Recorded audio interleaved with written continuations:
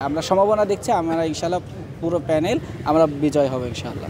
আমাদের কাছে মনে হয় না আমাদের জন্য ওভাবে কোনো চ্যালেঞ্জ আছে।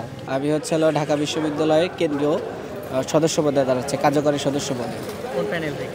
আমি বাংলাদেশ ইসলামী ছাত্র শিবিরের প্যানেল থেকে দাঁড়াচ্ছি।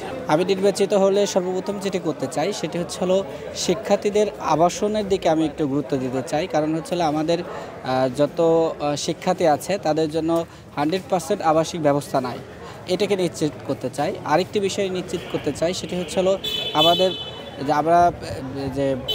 যে খাবারের যে পরিবেশটা, বিশেষ করে আমাদের খাদ্যর যে পুষ্টিহীনতা থাকে এবং খাবারের যে অধিক মূল্য, এটা নিয়ে আসলে কাজ করতে চাই। শিবিরের প্যানেল থেকে নির্বাচন করছে এই কারণ শিবিরের প্যানেলে দেখেন সবাই যুক্ত আছে। আপনার একেবারে যদি অন্য ধর্মাবলম্বী বলেন তারা আছে, যদি জুলাই আন্দোলনে যারা অংশগ্রহণ করেছে সরাসরি তাদেরকে বলেন তারা আছে। এছাড়া আপনি যদি বলেন মানে যারা আসলে অ্যাক্টিভিটিস, সোশ্যাল অ্যাক্টিভিটিস, তারাও কিন্তু শিবিরের প্যানেলে আছে। তার মানে সবাই শিবিরের প্যানেলে আছে। জয়ের ব্যাপারে আপনারা কতটুকু আশাবাদী? জয়ের ব্যাপারে ইনশাল্লাহ আমরা 100% আশাবাদী।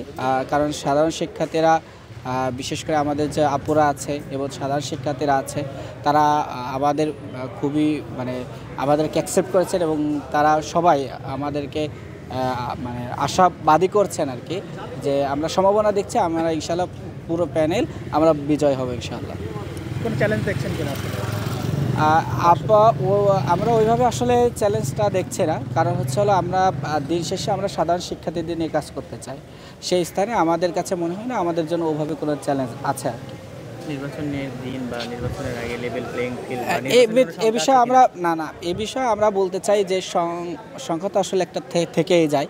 তা সেই ক্ষেত্রে আমরা প্রশাসনের কাছে, বিশ্ববিদ্যালয় প্রশাসনের কাছে দায়িত্বশীল ভূমিকা আশা করি, যে না, তারা যে ডেডলাইন দিয়েছে এই ডেডলাইনের মধ্যেই তারা যথাযথভাবে কার্যক্রম শেষ করবেন ইনশাআল্লাহ।